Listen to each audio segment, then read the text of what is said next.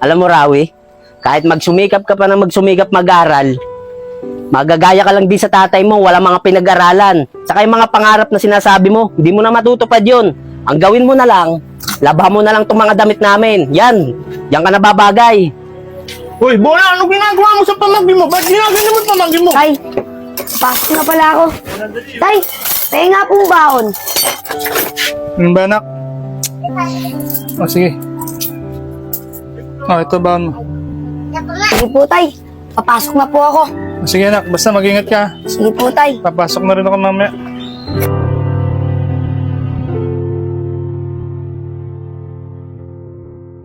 Ayos na. Luto na to.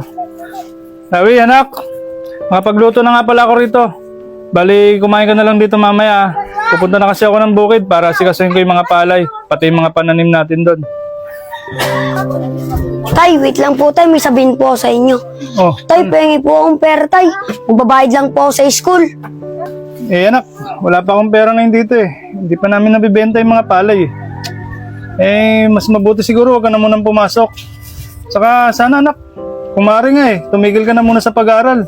Hindi ko kasi kayang sustentuhan talaga yung pag-aaral mo eh. Pero tay, huwag niyo po ako patigilin sa pag-aaral. Gustong-gusto ko po kasi mag-aaral eh.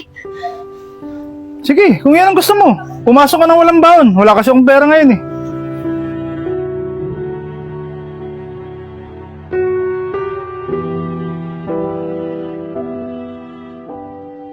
Ba't kaya wala pa si Rawi? Hoy, tay!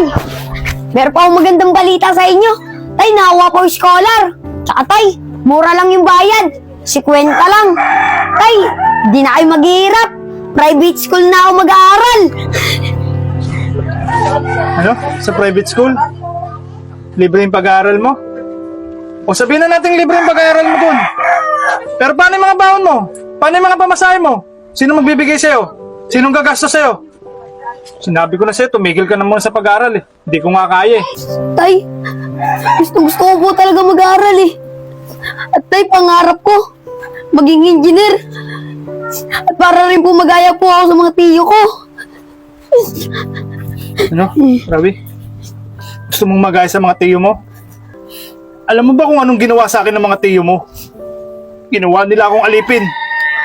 Hinalipusta nila ako. Dahil hindi ako nakapag-aral. Tapos, pangarap mong gumaya sa mga tiyo mo? Anong gusto mo? Maging katulad ka nila? Tama pala, Mangol. Kamusta yung grades mo? Okay lang po, kuya. Mataas nga po grades ko eh. Ikaw nga pala, Bola. Kamusta yung grades mo? Mataas po, kuya. Ganun ba? Kayong dalawa, anong kukunin yung course pagkatapos ng pag-aaral niyo? Ako po, kuya. Kukunin kong course. Seaman. Mabuti mga anak, nandiyan na kayo. Oo nga pala mga anak, baka sa susunod na pasukan, hindi ko kaya pag-aralin. Kasi medyo maliit ang sinasahod ko ngayon. Tatlo pa nag-aaral. Talagang hindi ko na kaya pag-aralin talaga mga anak. Ganun po ba, Tay? Ako na lang po hindi mag-aaral. Yung dalawa na lang po pag-aralin. Tutulong na lang po ako sa pagtatrabaho. Maraming salamat, kuya. Pakabait mo talaga. Kuya, maraming salamat din ah. At ang isa pa, Rawi, isinakripisyo ko yung sarili ko para sila makapag-aral. Tapos anong ikinanti nila sa akin? Gaganyanin lang nila ako. Tay, hindi naman po ako gagawin sa kanila eh. Tay, kaya ako lang naman po ginagawa ito eh. Para sa atin din to, tay. Wala ka anak, kung yan yung magiging kagustuhan mo. Pero sana lang, huwag kang matulad sa mga tiyuin mo. Sige na, pumasok ka dun. Magpalit ka na dun.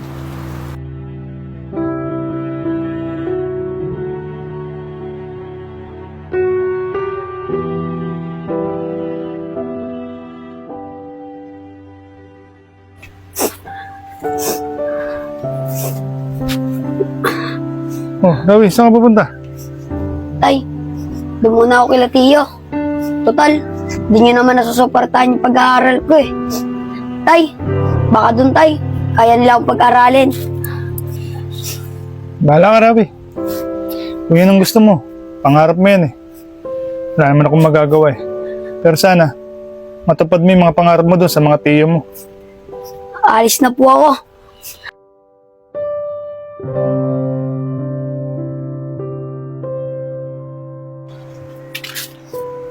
Tiyo? Tiyo, Sino yan? si Rawi po to. Sandali.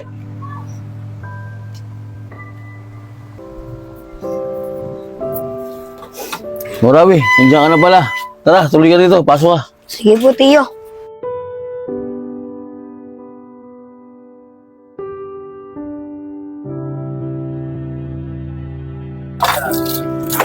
Yung buti, tapos na ako maghugas. Magwawalis naman ako para matuwa rin si Tiyo. O, Tiyo, nandyan na po pala kayo. Ayos, Rawi linis Oh, yung sinabi ko sa'yo kanina, nung umalis ako. Dapat, pagdating ko, may sinaing na. Ba't wala pa? Ano pinaggagawa mo? Tiyo, marami po kasi akong ginawa dito eh. Nakalimutan ko po magsaing. Huwag ko nalimutan. Talaga di ka nagsaing. Tamad kang bata ka. Kung anong gusto mong gawin, yun ang gagawin mo. Tumapa ka nga ron. Huwag po, Tiyo.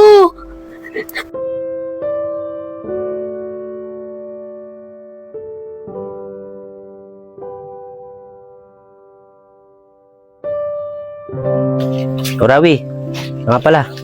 Ito pa, laban mo. Dito. Nga pala Rawi, kamusta na nga pala yung pag-aaral mo? Saka, ano nga palang kukunin mong course?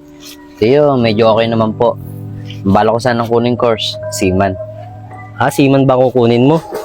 Sa tingin ko Rawi, mukhang hindi ka makakatapos eh. Kasi yung tatay mo, di ba hindi nga nakapag-aral? Di ba sabi nga, kung ng puno, ay hindi ng bunga. Tiyo, grabe naman po kayo ng salita. Hindi naman po siguro.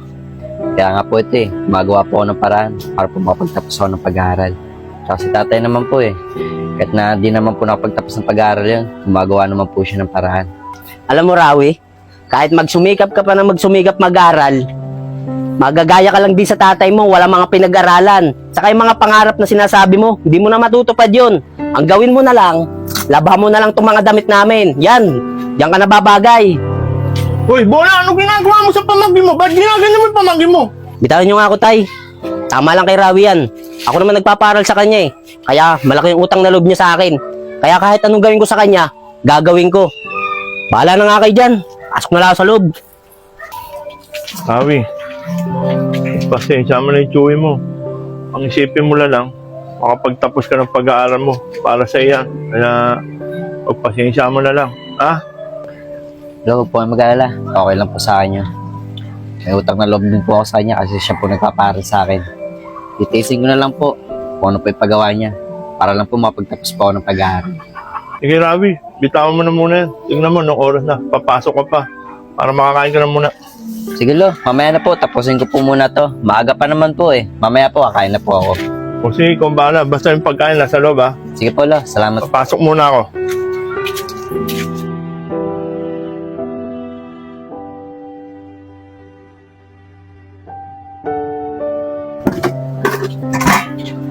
O tay, napasyal kayo.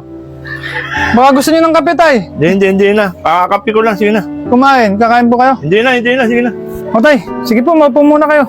O sige, maupo ka na rin. May sasabihin rin ako sa'yo. Sige po, ano po ba yun tay? Alam mo ba, ang kalagayan ng anak mo si Rawi ron? Ang mga kapatid mo ron? Bakit po ba tay? Ang alam ko naman po, nakakapag-aral at maayos naman po ang lagay niya doon. Yan ang pagkakaalam mo. Ang hindi mo alam, binamatrato at tinalipusta ng mga kapatid mo, yung anak mo si Rawi. Anong magagawa ko tay? Ginusto niya yun Mas pinili niya makisama doon sa mga tsuyo niya para sa pinagmamalaki niyang pag-aaral na yan. Kahit iwan niya ako dito mag-isa. At saka ang isa pa tay, kung ano man ang gawin nila sa kanya, wala na akong magagawa dahil kagustuhan ng anak ko yun. Oo, sa kagustuhan niya mag-aral. Dahil ayaw niya matulad sa iyo na inaalipusta ng mga kapatid mo. Alam mo ba anak, kahit sinasaktan siya ng mga kapatid mo, pilit pa rin siya bumabangon dahil gusto niya matapos ang kanyang pag-aaral, anak. Ano tay? Totoo ba yung sinasabi niyo? Oo, tanggap ko. Naalipinin at alipustahin nila ako. Pero yung saktan nila yung anak ko, hindi ako makakapayag niyan.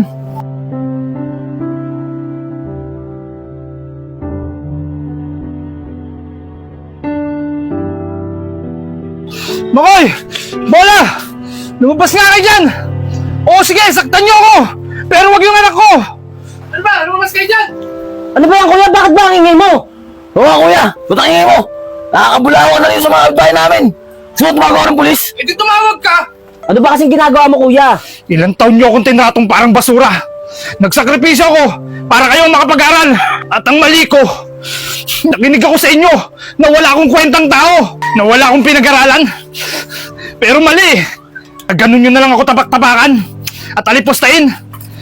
Pero ngayon hindi na pwede, na pati pamilya ko madadamay.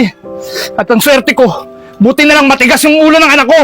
Dahil mas mataas yung pangarap ng anak ko kaysa sa akin. Kaya kayong dalawa, wala kayong karapatang saktan yung anak ko. Kaya tandaan nyo to. Tandaan nyo tong sasabihin ko sa inyo. Yung anak ko, mas iigitan pa kayo kaysa sa inyo. Tay, ano pong ginagawa niyo dyan? Kaya tandaan nyo tong dalawa. Tandaan nyo yung sinabi ko sa inyong dalawa. Tay, tama na yan. Tara anak, umuwi na tayo.